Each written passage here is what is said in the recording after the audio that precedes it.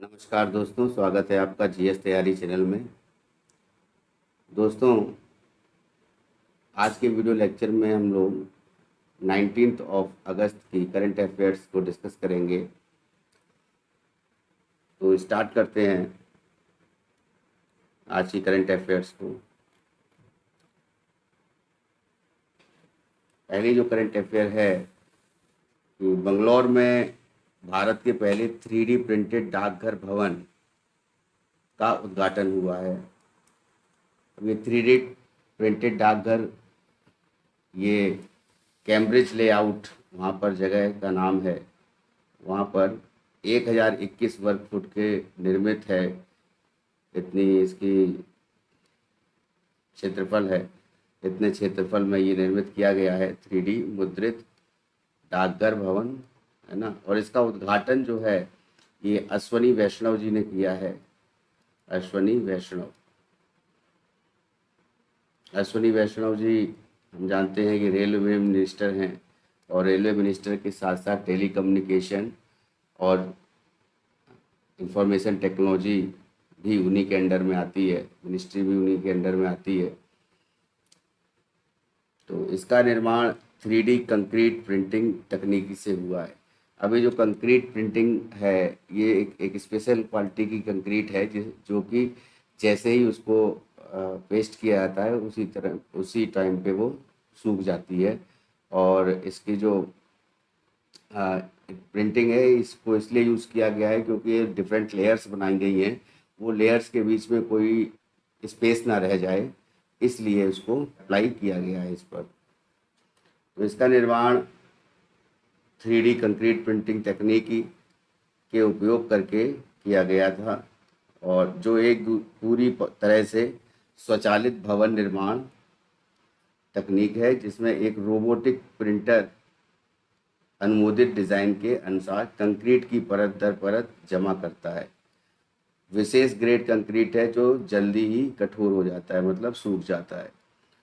उसका उपयोग संरचना को मुद्रित करने के उद्देश्य से परतों के बीच में संबंध सुनिश्चित करने के लिए किया जाता है। तो बेसिकली मैंने बताया जैसे कि डिफरेंट जो लेयर्स हैं उनके बीच में कोई गैप ना हो, इसके लिए ये 3D कंक्रीट प्रिंटिंग उपयोग में लाई गई है, नई टेक्नोलॉजी जो है। और इस टेक्नोलॉजी के माध्यम से इसको निर्माण किया गया है 3D प्रिंटिंग डाकघर को। इसमें टोटल 45 डेज़ का टेन्योर दिया गया था, और जिसमें 43 डेज़ में ये पूरा का पूरा डाकघर जो है ये बनकर तैयार हो गया है। और इसमें लागत भी कम आई है, जितनी लागत लगनी चाहिए थी उससे कहीं ज़्यादा कम आई है। तो डाकघर का निर्माण 45 दिन के समय किया गया था और 43 दिन में बनकर तैयार हो गया, जैसा कि मैंने बताया। लार्सन एंड टर्बो एक, दूसरा जो है IIT मद्रास, ये दोनों ने मिलकर के इस परियोजना को क्रियान्वयन किया है। इसको पूरी तरह से अमली जामा पहनाया है। लार्सन एंड टर्बो कंपनी है और दूसरी IIT मद्रास है, इन्होंने मिलकर उसको तैयार किया है। और इस पोस्ट ऑफिस को बनाने में कुल खर्च करीब 23 लाख रुपए आया है, जो पारंपरिक तरीकों से अगर ये बनाया जाता तो ये 30 से 40% उससे कम है। और अब जो है नेक्स्ट न्यूज़ है उस पर आते हैं। तो नेक्स्ट न्यूज़ जो है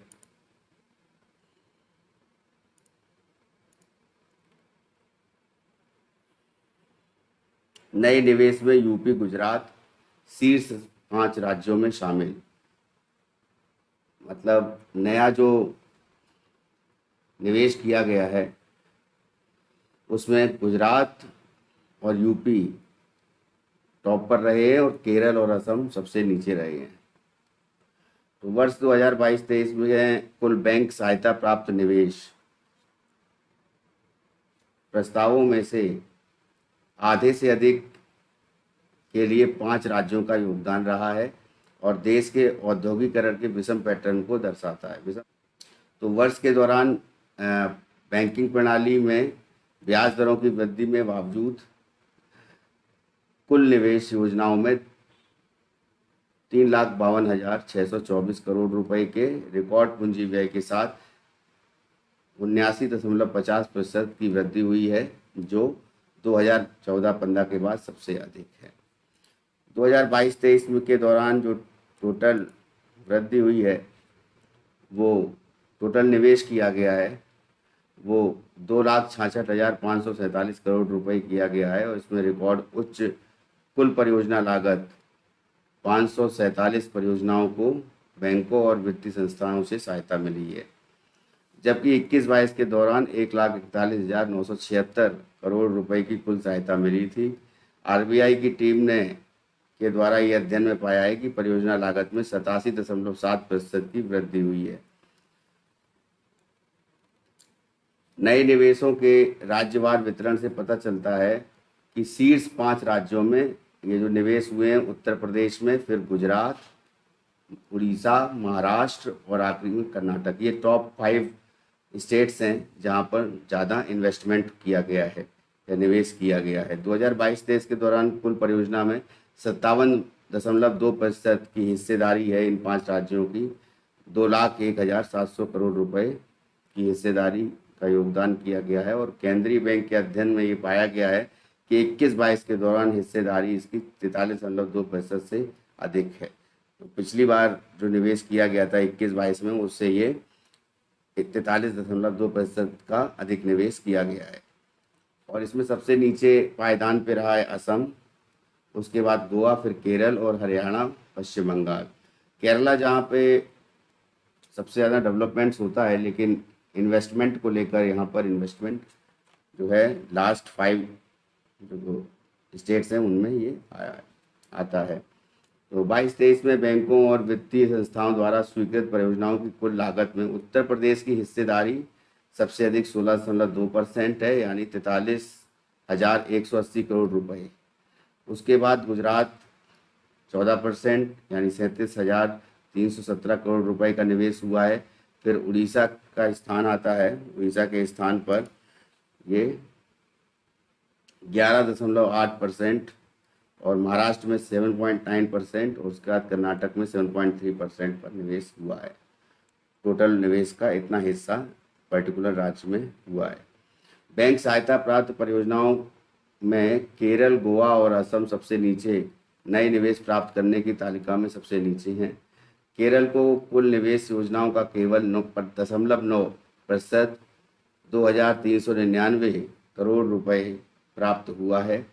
असम को सिर्फ 0.7% और गोवा को 0.8% मिला है। हरियाणा और पश्चिम बंगाल में भी जो नए निवेश की परियोजनाएं हैं उसको विफल रही हैं, और कुल परियोजनाओं का लगभग 1% यानी 2,665 करोड़ रुपए निवेश किया गया है। अध्ययन के अनुसार परियोजनाओं का उद्देश्य क्या है? वार पैटर्न से पता चलता है कि 2022-23 के दौरान बैंकों और एफएलएस द्वारा वित्त पोषित परियोजनाओं की कुल लागत में ग्रीनफील्ड परियोजनाओं में निवेश की हिस्सेदारी 93.1% की सबसे बड़ी हिस्सेदारी थी। तो बुनियादी ढांचा क्षेत्र में बिजली, दूरसंचार, बंदरगाह और हवाई अड्डे, भंडारण, जल प्रबंधन, विशेष आर्थिक क्षेत्र एसईजेड, औद्योगिक, बायोटेक और आईटी पार्क और सड़कें, पुल शामिल हैं। कुल मिलाकर 60% हिस्सेदारी वाला प्रमुख क्षेत्र रहा है। यानी इसमें सबसे ज़्यादा देखिए बिजली, दूरसंचार, बंदरगाह यानी जितने भी हैं ये सर्विस सेक्टर में निवेश किया गया है, और उसके बाद जो है सर्विस सेक्टर के बाद औद्योगिक इकाइयों में यानी मैन्युफैक्चरिंग में ये सेक्टर पर ये निवेश किया गया है, और इसको कुल मिलाकर ये 60% रहा है। अब आते हैं नेक्स्ट न्यूज़ पर कि नेक्स्ट न्यूज़ है British chat show king Michael Parkinson का 88 वर्ष में की उम्र में निधन हो गया है।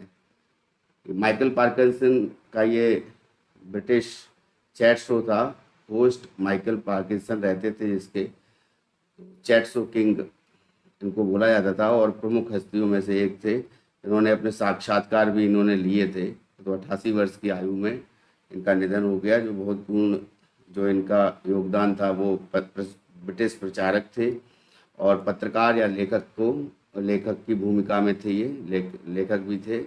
और माइकल पार्किंसन शो इन्होंने इंट्रोड्यूस किया था। ये पहली बार जून में 1971 से 82 तक चला था। बाद में ये 2004 में बीबीसी से वाणिज्यिक प्रतिद्वंदी ITV में चले गए।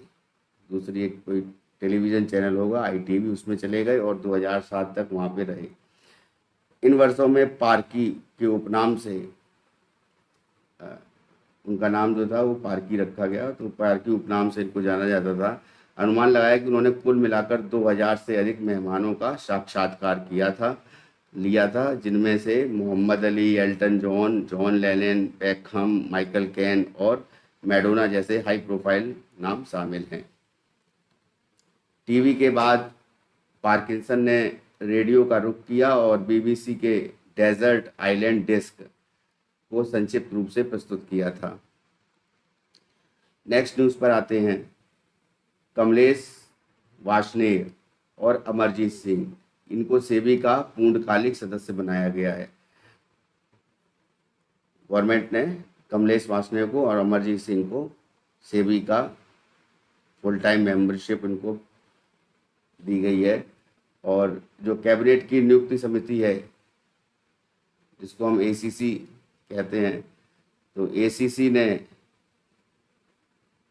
सेबी के पूर्णकालिक सदस्य के रूप में कमलेश वार्ष्णेय और अमरजीत सिंह को नियुक्ति की मंजूरी दी है। अब कमलेश वार्ष्णेय जो हैं, ये इंडियन रेवेन्यू सर्विस IRS के 1990 बैच के अधिकारी रहे हैं, जो वित्त मंत्रालय में राजस्व विभाग में संयुक्त सचिव थे। रेवेन्यू डिपार्टमेंट में, फाइनेंस मिनिस्ट्री में संयुक्त सचिव थे। जबकि अमरजीत सिंह सेबी के ही कार्यकारी निदेशक थे, एग्जीक्यूटिव डायरेक्टर थे, ED थे। और अपॉइंटमेंट कमेटी ऑफ कैबिनेट्स यानी ACC के सचिवालय द्वारा जारी आदेश के अनुसार वार्ष्णेय और सिंह दोनों का कार्यभार संभालने की तारीख से 3 साल के लिए या अगले आदेश तक, जो भी पहले हो, नियुक्त किया गया, यानी 3 साल के लिए उनको नियुक्ति दी गई है।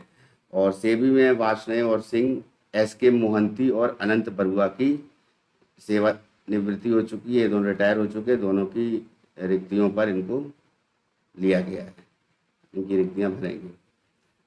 नेक्स्ट न्यूज़ पर आते हैं। परमिंदर चोपड़ा जो है, ये पावर फाइनेंस कॉरपोरेशन जो कंपनी है PFC, उसकी CMD नियुक्त की गई हैं। और ये परमिंदर चोपड़ा जो है फर्स्ट लेडी हैं जो पावर फाइनेंस कॉरपोरेशन की एक CMD किसी कंपनी की नियुक्त करी गई हैं। ठीक है। और इससे पहले जो है परमिंदर चोपड़ा की नियुक्ति जो है 14 अगस्त 2023 से प्रभावी होगी। और NBFC है कंपनी, ये नॉन बैंकिंग फाइनेंस कॉरपोरेशन है। और जो NBFC है वो पावर फाइनेंस कॉरपोरेशन, ये एक महारत्न कंपनी भी है। तो महारत्न कंपनी भी इन्हीं के टेन्योर में ये महारत्न कंपनी बनी और ये नेतृत्व करने वाली पहले महिला बनी है किसी भी NBFC का नेतृत्व करने वाली। तो परमिंदर चोपड़ा जो है इससे पहले जून से CMD का अतिरिक्त प्रभार संभाल रही थी। पहले से ये CMD पर थी अतिरिक्त प्रभार पर।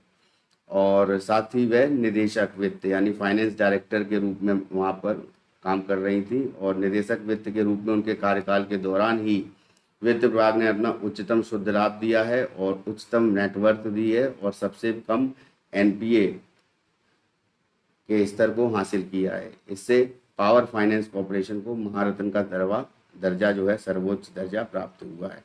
तो इस कंपनी को जो है महारत्न का दर्जा भी इन्हीं के टेन्योर में प्राप्त हुआ था। अब नेक्स्ट न्यूज़ पर आते हैं। PR शेषाद्री, ये साउथ इंडियन बैंक के नए CMD नियुक्त किए गए हैं। MD एंड CEO नियुक्त किए गए हैं। और इनकी नियुक्ति जो है 1 अक्टूबर से 3 साल के लिए की गई है। और शेषाद्री की नियुक्ति की मंजूरी देने के लिए अन्य बातों के साथ साथ निदेशक मंडल की बैठक बुलाई जाएगी। और एवं कंपनी अधिनियम 2013 और सेबी लिस्टिंग नियमों के लागू प्रावधानों के अनुसार शेयरधारकों की मंजूरी प्राप्त की जाएगी। शेषाद्री एक कुशल बैंकर हैं जिनके पास कई व्यवसायों, कार्यात्मक क्षेत्रों, भौगोलिक क्षेत्रों का अनुभव है। इन्होंने अन्य पदों के अलावा इस पद के पहले ये जो हैं करूर वैश्य बैंक लिमिटेड में एमडी एंड सीईओ रहे हैं। तो एमडी और क्षेत्रीय बिक्री और वितरण प्रमुख सिटी बैंक एनए में भी ये एमडी रहे हैं। एशिया प्रशांत सिंगापुर में भी ये आदि पदों पर काम किया इन्होंने। नेक्स्ट न्यूज़ पर आते हैं। रूस ने भारतीयों के लिए ई वीज़ा सुविधा शुरू की है। अब ये जो ई वीज़ा सुविधा जो ये रूस ने स्टार्ट करी है, बेसिकली जैसे कुछ टेन्योर के लिए जिनके पास पासपोर्ट है तो वो अप्लाई कर सकते हैं इस ई वीज़ा को के माध्यम से रशिया में जा सकते हैं। मान लीजिए कोई नौकरी के संबंध में गया है कुछ टेन्योर के लिए, या फिर किसी व्यापार के लिए गया है, या फिर कोई यात्री है वहाँ पर जो है टूरिज़्म के वहाँ पर देखने के लिए गया है, वहाँ बेसिकली रूस में टूरिस्ट बनकर गया है। उसके साथ साथ जो अन्य महत्वपूर्ण पदों पर जो व्यक्ति हैं वो उनकी कंपनियों के तरफ से रिप्रेजेंटेटिव बनकर गए हैं रशिया में, तो इसके लिए जो है उनको ई वीज़ा की सुविधा शुरू की है रशिया ने। तो रूस ने 1 अगस्त से भारतीयों के लिए ई वीज़ा सुविधा शुरू की है और ये इसमें देश से आने वाले यात्रियों को नियमित वीज़ा प्राप्त करने की परेशानियों से छुटकारा मिल जाएगा। ई वीज़ा सुविधा 54 अन्य देशों के यात्रियों पर भी उपलब्ध है, जिसके लिए वाणिज्य दूतावास के चक्कर नहीं लगाने पड़ेंगे या दूतावासों की यात्रा की आवश्यकता नहीं है। ई वीज़ा प्राप्त करने के लिए रूस के विदेश मंत्रालय की वेबसाइट पर नियोजित यात्रा से 40 दिन पहले ये इसका अप्लाई करना होगा और 4 दिन पहले एक आवेदन भी भरना होगा। वेबसाइट पर 40 दिन पहले और उसके अलावा 4 दिन पहले एक आवेदन भी भरना होगा।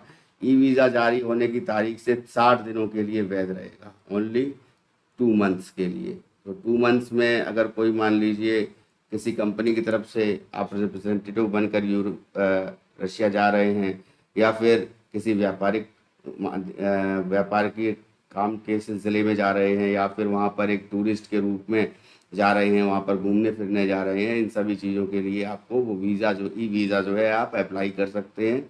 और जो 40 दिन प्रायर यानी 40 डेज़ प्रायर आपको अप्लाई करना होगा, और उसके साथ साथ जो है 4 दिन पहले जो है उसको एक अलग से एक एप्लीकेशन को फिल करना होगा। तो 60 दिनों के लिए ये वैध होगा और पर्यटकों को 16 दिनों के लिए रूस के क्षेत्र में रहने की अनुमति देता है।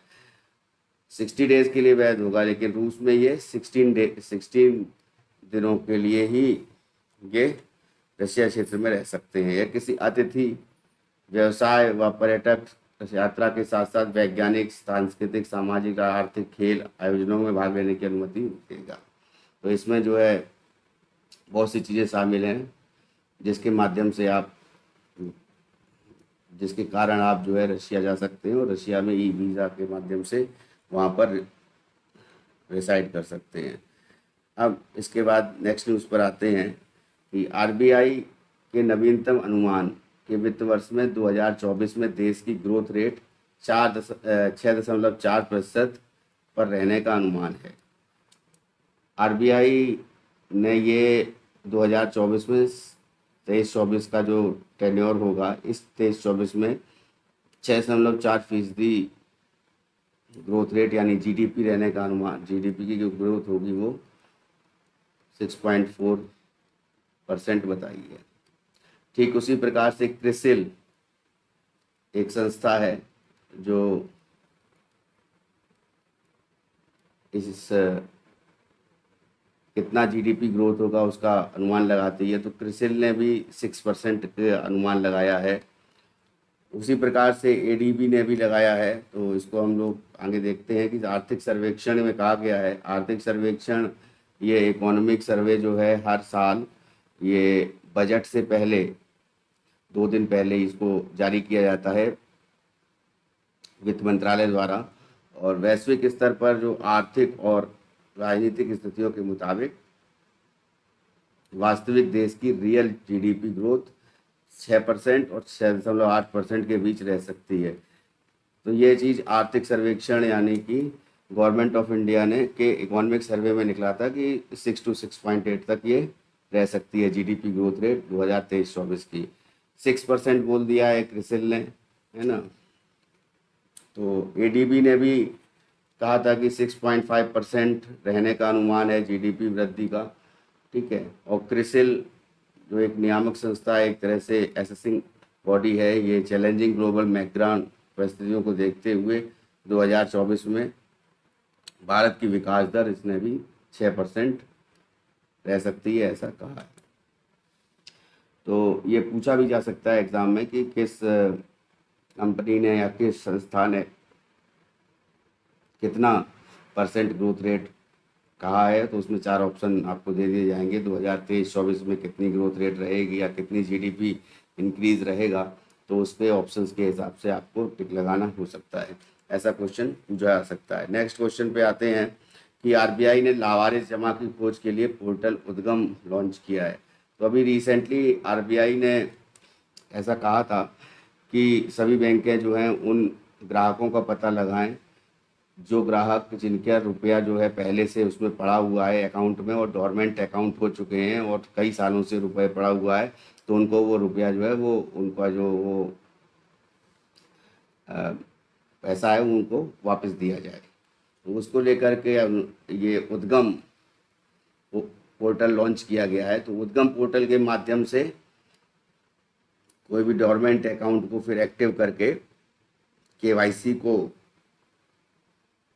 पूरा किया जाएगा और उसके साथ साथ जो है उस वेब पोर्टल पर जाकर के रजिस्ट्रेशन करना होगा। रजिस्ट्रेशन के लिए आधार, पैन कार्ड और जो भी रिक्वायरमेंट्स होंगे, डॉक्यूमेंट्स की रिक्वायरमेंट होगी, फ़ोटो होगी, तो जो भी रिक्वायरमेंट होगी वो उसमें जो है उद्गम पोर्टल पे वो एप्लीकेंट जो है वो एप्लीकेशन भरेगा इन सब चीज़ों के साथ में। तो इसको देखते हैं।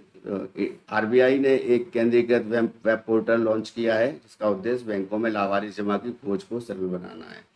अच्छा, इसमें एआई का भी यूज़ होगा, आर्टिफिशियल इंटेलिजेंस का भी यूज़ होगा, जिसके माध्यम से ये पता लगाया जाएगा कि किस किस का पैसा जो है वहाँ पे अलग अलग बैंकिंग में जमा है। तो इसके लिए स्टेट बैंक ऑफ इंडिया है या फिर पंजाब नेशनल बैंक है, सेंट्रल बैंक है ना। उसके बाद में डीबीएस बैंक है, साउथ इंडियन बैंक है और धनलक्ष्मी बैंक। तो SBI, PNB, central bank, DBS bank, south Indian bank और धनलक्ष्मी बैंक के पोर्टल को अपना डाटा उपलब्ध कराया है। आरबीआई के बयान में कहा गया है कि बची हुई बैंकों को 15 अक्टूबर तक शामिल होने की उम्मीद है। यानी 15 अक्टूबर तक जो है बची हुई जितनी बैंक हैं वो भी अपना डाटा प्रोवाइड करा देंगी कि किस किस व्यक्ति का कितना पैसा जो है वो बकाया है और डोरमेंट अकाउंट्स में पड़ा हुआ है। डोरमेंट्स अकाउंट को एक्टिव करने के लिए केवाईसी फॉलो करना पड़ेगा और उसके बाद जो है वो पैसा अमुक व्यक्ति को मिल जाएगा। अब ये पैसा उसके दादा दादी का भी हो सकता है, किसी व्यक्ति के पुश्तैनी पैसा भी हो सकता है, कोई अकाउंट जो डोरमेंट पड़ा है तो उसमें ये पैसा जो पड़ा हुआ है उसको उस अकाउंट को एक्टिव करके वो पैसा उसको व्यक्ति को लौटा दिया जाएगा। तो ग्राहक अपने मोबाइल नंबर का उपयोग करके उद्गम लावारिस ये उद्गम जो पोर्टल है उस पर लावारिस जमा जानकारी तक पहुंचने का प्रवेश द्वार है। तो ये प्लेटफॉर्म पर जो है पंजीकरण कर सकता है, रजिस्ट्रेशन करिए और एक बार रजिस्ट्रेशन होने के बाद में अपने नाम के तहत लावारिस जमा की खोज कर सकते हैं। तो उसमें वो सर्च भी कर सकते हैं और पैन कार्ड या मतदाता पहचान पत्र या ड्राइविंग लाइसेंस या पासपोर्ट नंबर जैसे अतिरिक्त इनपुट प्रदान कर सकते हैं। इसके बाद ग्राहक अपनी शाखा में केवाईसी प्रक्रिया पूरी करेंगे, यानी जो जिस शाखा में वो डला हुआ है पैसा उस शाखा में जा कर के केवाईसी करेंगे। केवाईसी का मतलब वही है कि अपनी जो आइडेंटिटी का प्रूफ देंगे और साथ में दूसरा जो है अपने एड्रेस का प्रूफ देंगे और उसके बाद केवाईसी के बाद में नो योर कस्टमर इसको कहा जाता है, प्रक्रिया पूरी करके जमा राशि को पुनः प्राप्त कर सकेंगे। यदि जमा धारक की मृत्यु हो गई है, अब यहाँ पर क्या है तो उसके नामांकित व्यक्ति का मतलब है जो उसमें नॉमिनी है, तो नॉमिनी को ये पैसा फिर दिया जाएगा। तो नॉमिनी व्यक्ति के दस्तावेज जमा करने आवश्यकता और वो जो व्यक्ति है जिसकी मृत्यु हो गई है उसका डेथ सर्टिफिकेट भी जमा करना होगा। तो आरबीआई ने कहा है कि पोर्टल का विकास एक सहयोगात्मक प्रयास है। तो इसमें जो है रिजर्व बैंक इंफॉर्मेशन टेक्नोलॉजी और Indian financial technology and allied services, ये दो संस्थान हैं जिनके द्वारा ये पोर्टल जो है इसको बनाया गया है। और इस पोर्टल के माध्यम से जो लावारिस पैसा है वो व्यक्ति को मिल जाएगा। अब नेक्स्ट न्यूज़ पर आते हैं। भगवान बिरसा मुंडा जुड़ाव योजना।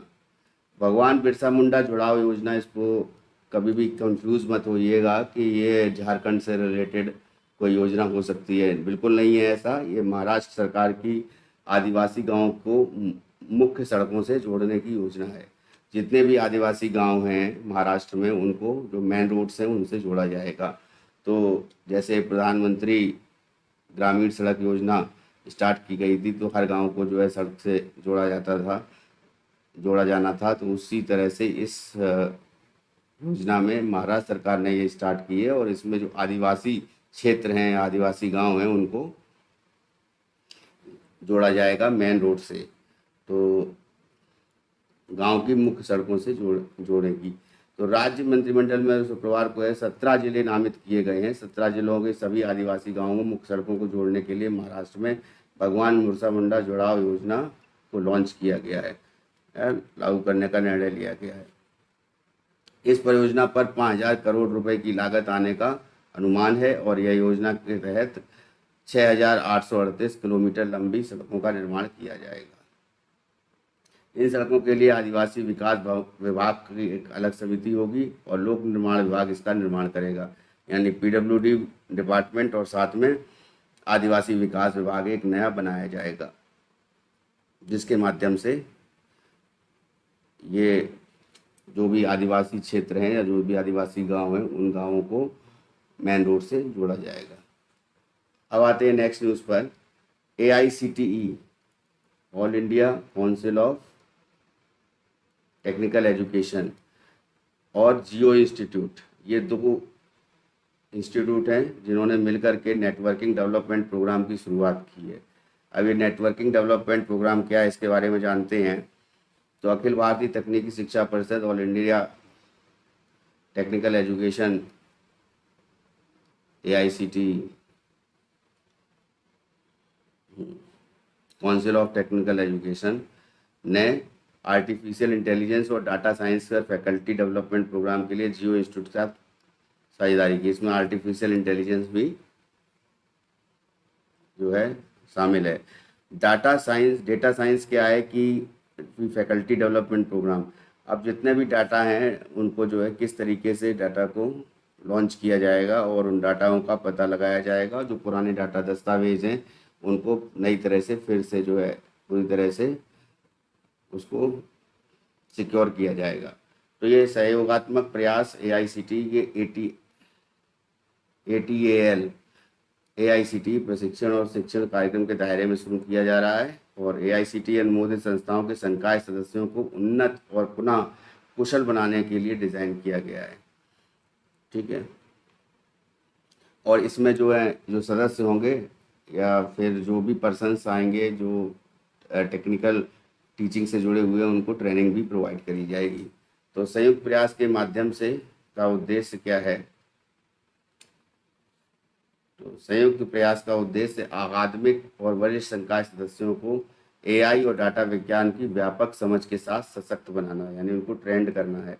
साथ ही गहन शिक्षण के लिए AI उपकरणों को नियोजित करने की नैतिक निहितार्थों का भी रेखांकित करना है कि किस तरीके से AI के टेक्निक का यूज़ करना है, किस तरीके से AI टेक्नोलॉजी का शिक्षण में यूज़ कर सकते हैं। यह कार्यक्रम AICTE के 40 चुने हुए सदस्यों को कठोर प्रशिक्षण प्रदान करेगा। डीप जो है ट्रेनिंग होगी जिसमें संकाय भी शामिल होंगे। संकाय इन द सेंस कि कह सकते हैं कोई जैसे डिपार्टमेंट्स होते हैं तो वो डिपार्टमेंट्स कोई संकाय बोल सकते हैं, तो वो भी शामिल होंगे। तो कार्यक्रम का मुख्य उद्देश्य प्रतिभागियों को प्रभावशाली शिक्षण और सीखने की गहरी समझ प्रदान करना है और एआई संचालित ज्ञान और अन्वेषण यानी रिसर्च के बढ़ते प्रभाव को देखते हुए उसे विशेष रूप से महत्वपूर्ण प्रयास है ये। तो इस प्रकार हम लोगों ने जो मेजर न्यूज़ थी 19 अगस्त की वो डिस्कस की, और जिन लोगों ने अभी तक चैनल सब्सक्राइब नहीं किया है तो कृपया कर लीजिए और बेल आइकन दबा दीजिए ताकि जो नया वीडियो अपलोड हो उसकी नोटिफिकेशन आपको मिल जाए। जीएस तैयारी के बारे में मैं आपको थोड़ा सा अवगत करा देता हूँ, जो लोग नए आए हैं वो जान लें कि जीएस तैयारी गूगल प्ले ऐप पर आप लोग डाउनलोड कर लीजिए गूगल प्ले ऐप से। तो जीएस तैयारी ऐप जब आप डाउनलोड करेंगे तो वहाँ उस पर आपको फ्री मटेरियल पर जाना है, जहाँ पर आपको टेस्ट, कुछ नोट्स और साथ में जितने भी एग्ज़ाम हैं उनके सिलेबस, उनके एग्ज़ाम पैटर्न, उसके साथ साथ प्रीवियस ईयर पेपर्स, ये सभी आपको वहाँ पर फ्री मिल जाएंगे। इस जीएस तैयारी जो ऐप है उसको आपको डाउनलोड करना होगा। डाउनलोड करने के बाद उसमें जो है आपको एक मोबाइल नंबर अपना फीड करना होगा, उसके बाद एक ओटीपी आएगा, उसको डालेंगे और वो आप उसके मेंबर बन जाएंगे। इसके साथ साथ GSTayari.com वेबसाइट है। GSTayari.com वेबसाइट पर आप जाइए और वहाँ पर आपको जो है डेली की करंट अफेयर्स मिलेगी। साथ साथ में टेलीग्राम चैनल है GS तैयारी 9। GS तैयारी 9 ये टेलीग्राम चैनल है। टेलीग्राम चैनल में आप जाइए GS तैयारी 9, और टेलीग्राम चैनल के माध्यम से आपको करंट अफेयर्स वहाँ पर और भी स्टडी मटेरियल जो है वो प्रोवाइड किए जाते हैं। बेसिकली यूपीएससी का मटेरियल जो भी है वो अलग से वेबसाइट पर उपलब्ध है, और उसमें एडिटोरियल्स भी हैं, और साथ में एडिटोरियल्स के साथ साथ ओपिनियन जो भी आते हैं हिंदू में, द हिंदू पेपर में या फिर किसी और पेपर में, न्यूज़पेपर में, तो वो भी उस वहाँ पर हिंदी और इंग्लिश लैंग्वेज में जिसमें भी आप पढ़ना चाहें वहाँ पढ़ सकते हैं। और साथ में डेली करंट अफेयर्स भी वहाँ पर प्रोवाइड की जाती है। इसके साथ साथ सभी सोशल मीडिया ऐप पर भी ये उपलब्ध है जीएस तैयारी प्लेटफॉर्म। और जीएस तैयारी का बेसिकली यूपीएससी के अलावा यूपीपीसीएस या फिर यूपीपीएससी द्वारा चलाई जाने वाली जो भी एग्ज़ाम्स हैं, एसएससी है, एसएससी सीजीएल से सीएचएसएल या फिर एमटीएस लेवल है या फिर रेलवे है, जहाँ पर भी जीएस पेपर आता है, जीएस का पेपर आता है या एक पार्ट के रूप में जीएस पूछी जाती है, तो वो भी आप जो है वहाँ से कलेक्ट कर सकते हैं नॉलेज। और साथ में यूट्यूब चैनल है, और इस यूट्यूब चैनल को आप लोग को सब्सक्राइब कर लेना है, और सब्सक्राइब करने के बाद बेल आइकन दबा देना है। और इसी तरह से आपको डेली की करंट अफेयर्स मैं प्रोवाइड करता हूँ और करता रहूँगा। और साथ में जो है वीडियो लेक्चर्स और भी सब्जेक्ट्स को लेकर आने वाले समय में आपको प्रदान किए जाएंगे। डिफरेंट कोर्सेज भी मौजूद हैं, और डिफरेंट कोर्सेज मौजूद को आप परचेज़ भी कर सकते हैं। उसको परचेज़ करने के बाद में आपको नोट्स, प्रिंटेड नोट्स जो हैं वो पीडीएफ के रूप में आपको मिलेंगे। और जैसे जैसे उसको प्रॉपरली सिलेबस रहेगा, और सिलेबस को जो है 6 महीने के अंदर हम लोग कंप्लीट करते हैं, और 6 महीने के अंदर कंप्लीट करके उसके बाद भी आप लोग फुल टाइम मेंबर, हमेशा आजीवन मेंबर रह सकते हैं जीएस तैयारी के। तो जीएस तैयारी के माध्यम से आपकी तैयारी पुख्ता हो जाएगी, और ये वादा किया जाता है कि आपको अगर ऑब्जेक्टिव बेस्ड पेपर है तो 6 महीने के अंदर अगर आपको जो भी मटेरियल प्रोवाइड किया जाता है वो आप पढ़ते हैं तो निश्चित बात है आपकी सफलता उस एग्ज़ाम्स में होनी ही होनी है, बशर्ते कि आपको वो मटेरियल जो प्रोवाइड किया जाएगा उसको आप पढ़ें प्रॉपरली। तो अभी मैंने जो जानकारी प्रोवाइड की है जीएस तैयारी के लिए, उसके साथ साथ जो हमारी जो करंट अफेयर्स थी 19 अगस्त की, 19 अगस्त की करंट अफेयर्स को हमने डिस्कस किया है। और एक पीडीएफ आपको हमेशा मिल जाता है टेलीग्राम चैनल पर, या फिर जो वेबसाइट है उसके माध्यम से आप ये प्रिंटेड नोट्स हैं, और साथ में जो करंट अफेयर्स है वो आपको बुकलेट मिल जाती है जिसमें डेली का करंट अफेयर्स रहता है। जीएस तैयारी के अलावा एक जीएस तैयारी ऐप है, तो ओवरऑल 3 ऐप हैं, एक जीएस तैयारी, 2 हैं, और साथ में जीएस तैयारी एग्ज़ाम पोर्टल, उसको भी आप डाउनलोड कर सकते हैं और उसके माध्यम से भी आप जो है कोर्सेज़ को परचेज़ कर सकते हैं। साथ में करंट अफेयर्स उसमें मौजूद है, रीजनिंग के, मैथमेटिक्स के। अभी तक के लिए इतना ही। तो आज का लेक्चर ख़त्म करते हैं। बहुत बहुत धन्यवाद। जीएस तैयारी चैनल को जिन लोगों ने सब्सक्राइब नहीं किया है, प्लीज़ सब्सक्राइब कर लें और साथ साथ में बेल आइकन जरूर दबाते हैं। इसके अलावा अगर कोई कमेंट्स के माध्यम से आपकी जो भी रिक्वायरमेंट्स हो उसको आप बोल सकते हैं, तो उसको भी पूरा किया जाएगा और अपने सजेशन भी दे सकते हैं। थैंक यू, बहुत बहुत धन्यवाद।